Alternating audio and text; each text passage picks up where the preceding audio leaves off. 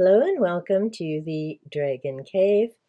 This week we're on to week 11 of The Artist's Way, and that's recovering a sense of autonomy. Now, if you're like me, you've heard the word autonomy a number of times, but trying to define it is something entirely different. So I decided to look it up. The definition that the Google AI showed me: a freedom to govern yourself, make your own choices, and act independently without outside control. So to me, that's just a fancy way of saying you have free will. The choices and decisions you make are entirely your own. In week 11, we're focusing specifically on our artistic autonomy. Ways in which we must nurture and accept ourselves as artists. We take a special look at the ways in which success must be handled in order that we not sabotage our freedom. She begins with acceptance, so on page 179, I am an artist. I must experiment with what works for me. I have to free myself from determining my value and the value of my work by my work's market value. Now, in terms of YouTube and being a content creator, that could be not undermining yourself because of the view count you see under your videos or your sub count going up and down. 2 points I would like to mention here. So for myself, and I've mentioned this in week 10, I had taken a very long break from YouTube for a number of different reasons. And just so many other things happening on YouTube, between people being demonetized and so many people with views going down, and there's still more changes coming in terms of YouTube changing how views will now be counted and so many other things. But I had a chance to regroup, refocus, and here we are, hopefully back on track and moving forward from here. Now, Julia also talks about strengthening your spiritual base. Again, keeping in mind that does not mean religion. For some people it may, and the importance of that terminology is you do you. Now on page 180, Julia goes on to talk about our artist is a child. Child likes to have fun, play, be free, doesn't get all caught up in the hours or the time.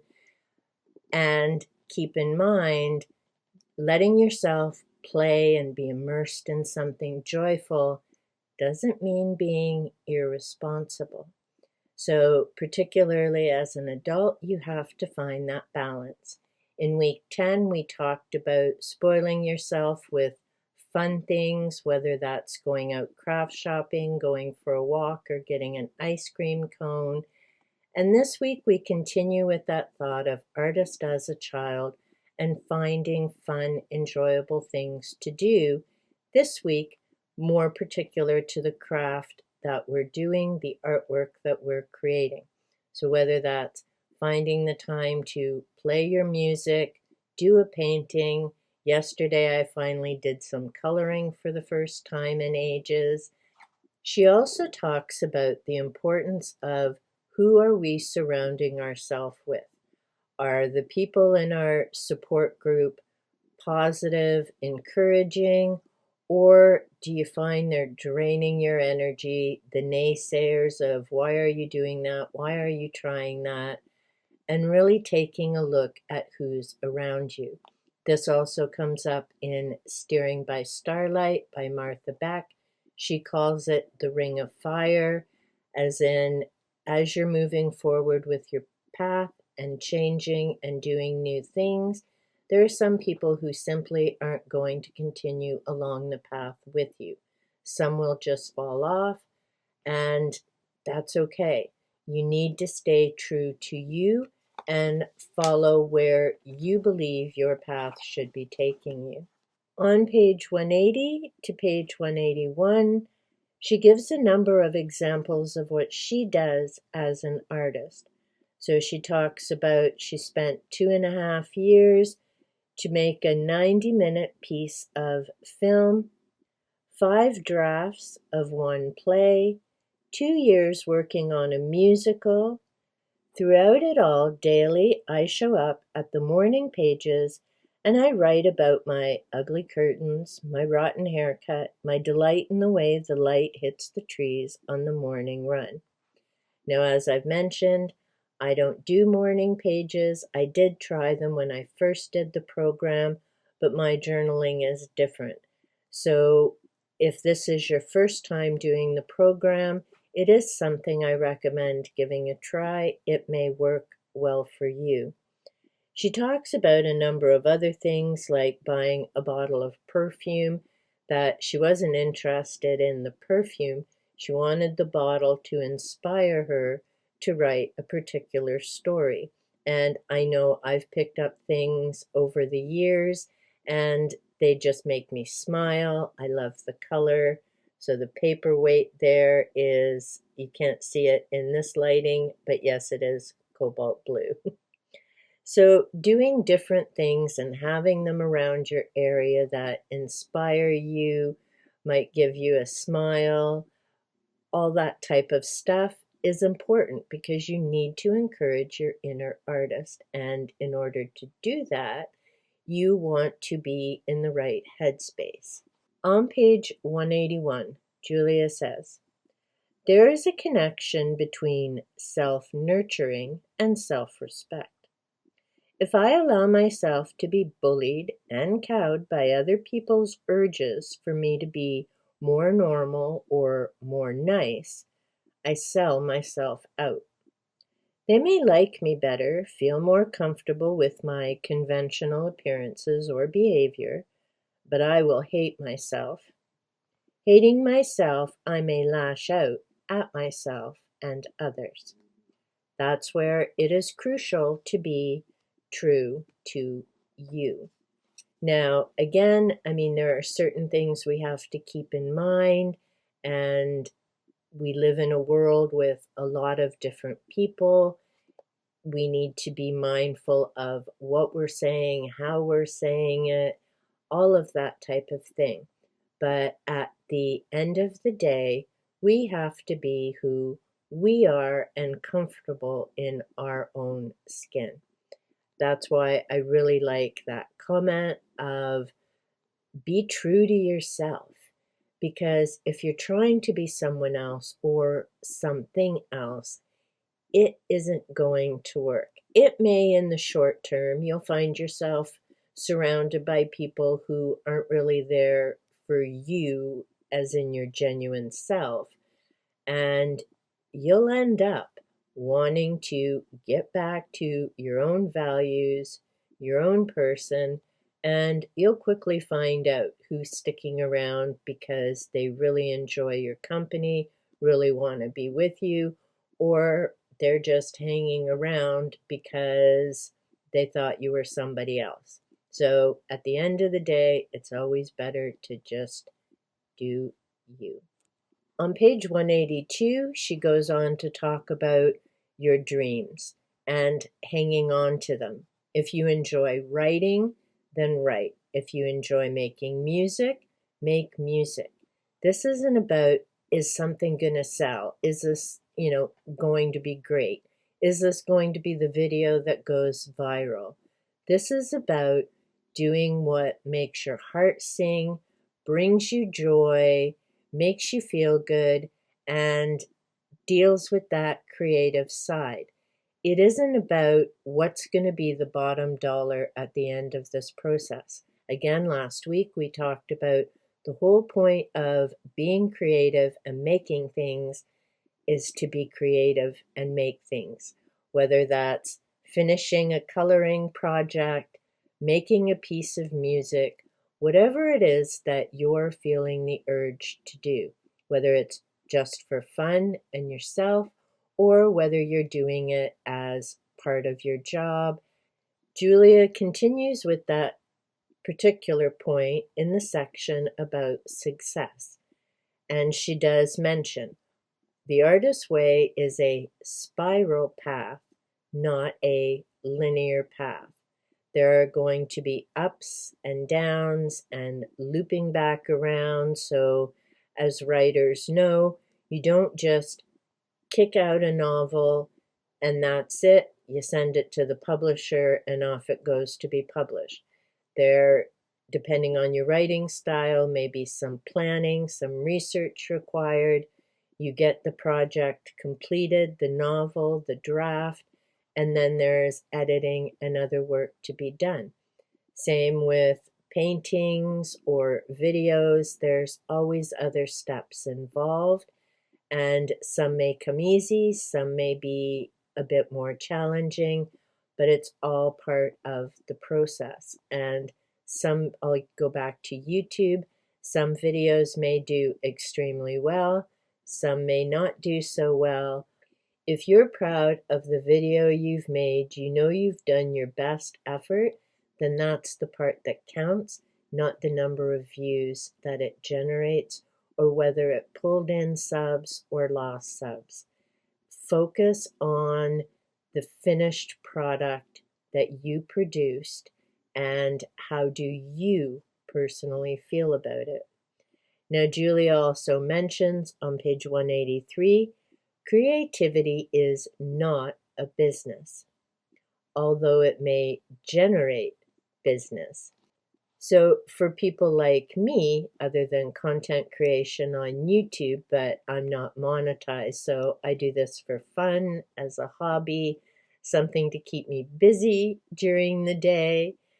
But other people are, of course, monetized, so great for them, and they continue to produce amazing content, and they also have that motivation to keep doing it, needing to do it in a timely manner, as well as, people who produce music or produce different craft projects.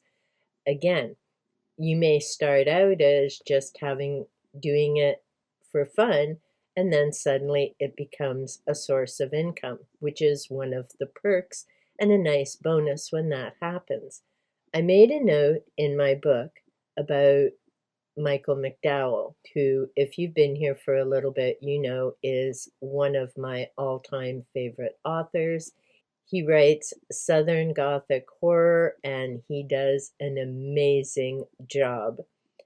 Now, he is a perfect example of this whole point of continuing to make the effort and continuing to show up. Because in Michael McDowell's case, he had written 7 novels, none of them published. The first novel that was published, The Amulet, which is one of my favorites by him, was actually the 7th novel that he had written, but the first one to get published for him. I think that is very important to remember. If Michael had given up on writing, we would never have had the pleasure of The Amulet, Cold Moon Over Babylon, Blackwater, The Elementals, and for movie fans, Beetlejuice and The Nightmare Before Christmas, because he wrote the screenplays for those. So it's very important to remember that it may take a while. I mean, I'm now heading into my 5th year on YouTube. I've yet to hit 700 subscribers, and that's okay. Between all of that, I've taken some breaks, I've regrouped, I've changed things, and I'm okay with the way things are going. And I'm going to continue, and maybe someday I'll hit the, now 8,000 watch hour requirement, and we'll see where it goes. But either way, I'm enjoying the process, learning new things. There's a lot to wrap your head around, and the important thing is to keep going, in this case, one video at a time. The next section that Julia talks about is called the Zen of sports. Now, she explains that as in blocked creatives, so we need to find a way to get past that. The example that I've put in my notes is reading slumps, and I've recently seen a number of different people that I follow talking about being in a reading slump. I mean, 2026 has been a wild year no matter how you look at it. There have been a lot of things in terms of YouTube changing. People, myself included, have had a lot of big life things happening that have had an impact. There have been things happening in our communities, in our countries, and of course, worldwide. So there's just a lot going on that may be getting in the way of us having some time or the emotional feeling to sit down and do something creative. For myself, this year I did not participate in any book events. I enjoy them. It's a great way to meet new people, find new authors, read different things, all of that. So I do highly recommend getting involved with them. There's such a wonderful variety all year long.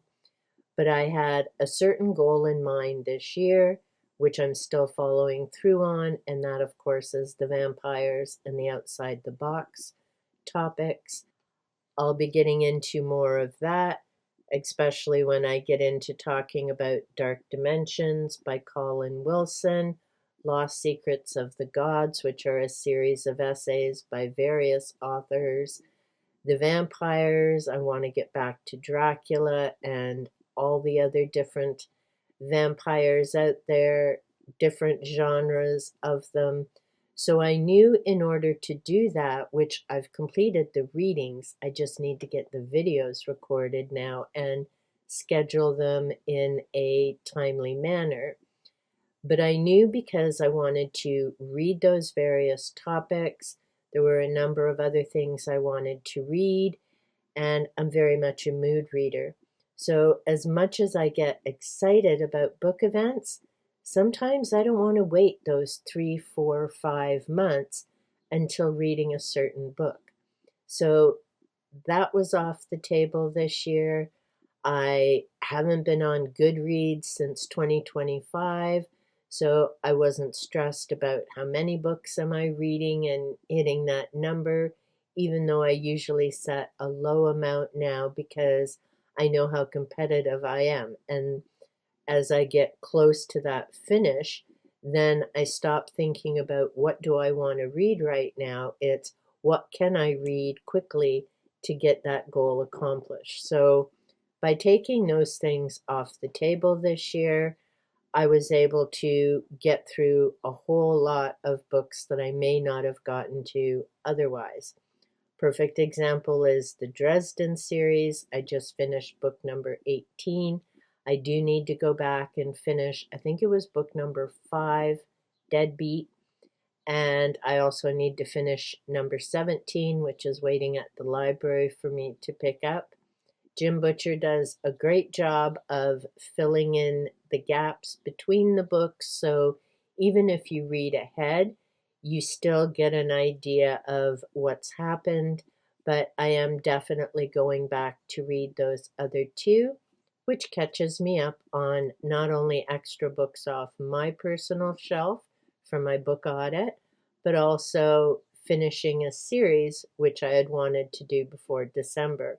So I didn't get into a slump this year.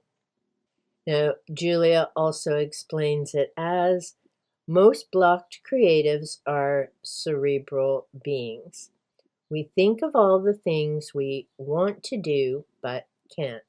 We can relate that back to huge TBRs, and it can become overwhelming.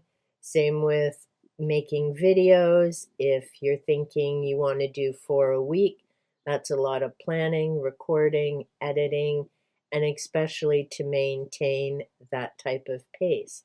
So it's setting realistic goals so you don't get overwhelmed. And again, finding what's going to re-energize and recharge you so that you can keep the momentum and moving forward. She also mentions the importance of exercise, which of course release endorphins. So whether you're going to a gym with a regular workout, maybe you like to go jogging, or going for a walk is something that Julia recommends. Going out for 20 minutes a day, at least twice a week. And she has a 12-week program based on just going out walking. It's set up like the artist's way. You have some reading to do, you go out and do your walking. She calls it walking meditation. And to be honest, that's the kind of meditation I can do.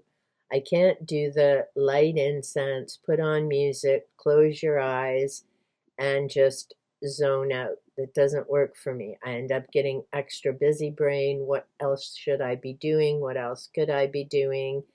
And it just doesn't work. Me, personally, I love walking around my yard, whether it's my front yard, my backyard, both of them for the extra exercise. And as I'm walking and making note of all the insects, visitors, plants, all of that type of thing, I also have other things going on in my mind. And that's when I find, or if I'm just sitting on the deck and watching all the things happening in the yard, those are the moments that I find I get my best aha solutions to different things, because as I'm watching nature and fascinated by it, my brain's still working in the background on different things that I need to get accomplished or figure out. Let me know in the comments down below which type of meditation works for you. On page 189, Julia talks about building your artist's altar. Now, depending on your living situation, it may be a small corner of a room. You may be able, like me, and I call it my dragon cave, have an entire room dedicated to that purpose. The idea is it's your comfy, happy space. And again, whatever amount of space that you have available in your own home and living situation. It should be a fun place.